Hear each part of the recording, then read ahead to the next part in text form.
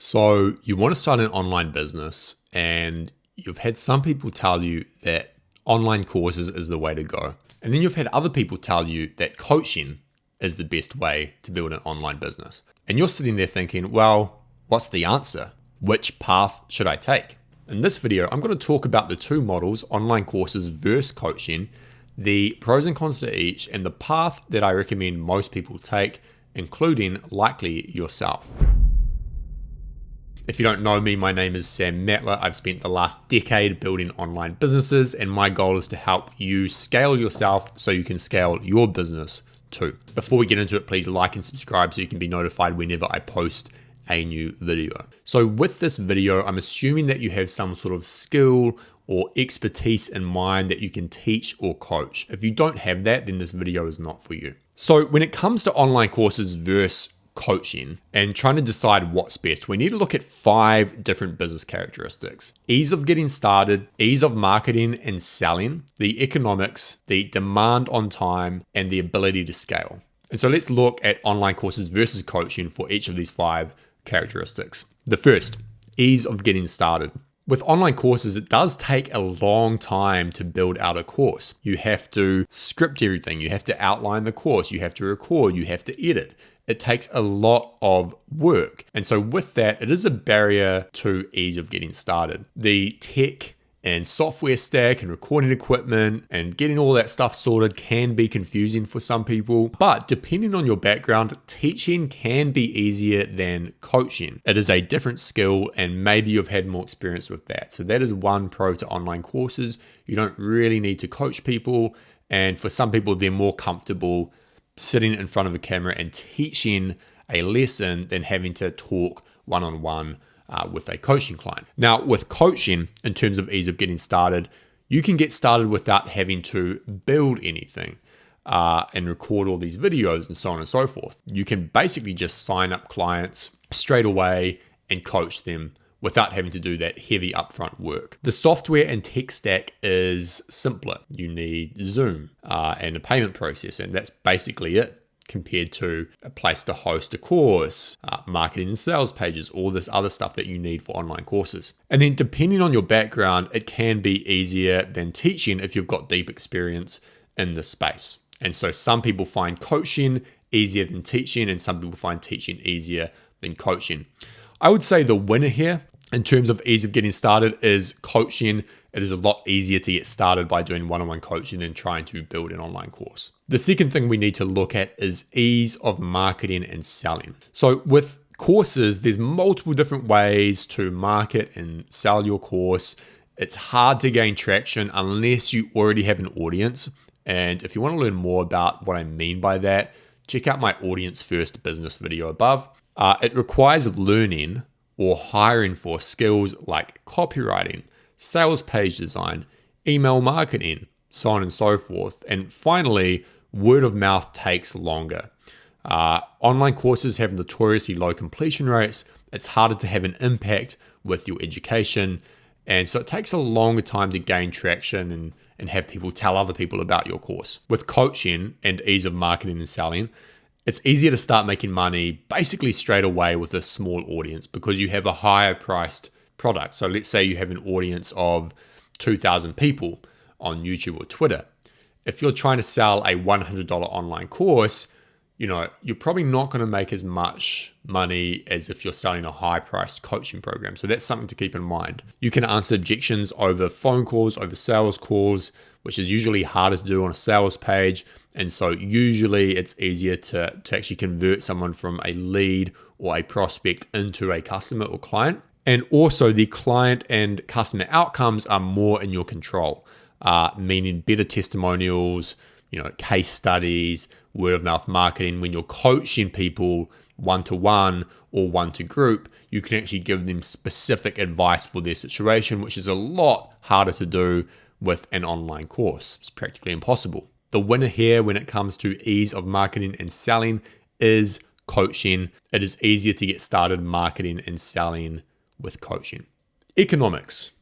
With online courses, we are usually selling at a lower price point and higher volume. So we might be selling a $100 course to hundreds of people compared to coaching, which would be sort of the opposite, like a higher price point, less people. You generally need a decent sized audience to make this work, or you need a system for acquiring leads and converting them, which might be paid advertising. With coaching, it is a higher price point, lower volume. Like I said, there is consistent time investment.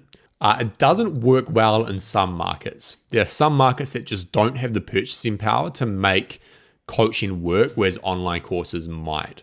So there are certain markets where the customer will spend $50, $100 on a course, but they are not going to spend $500 or more on coaching. They just can't afford it. So that's something to keep in mind. Coaching can be hard in particular markets.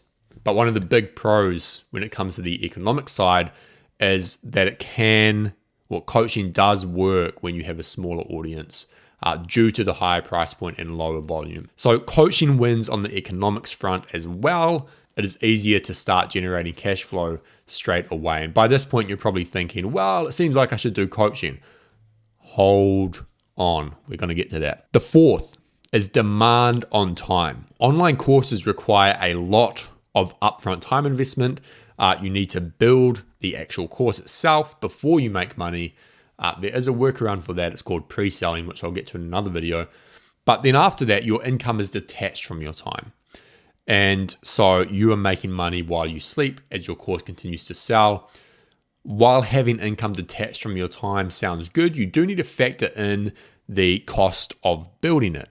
And by that I mean time.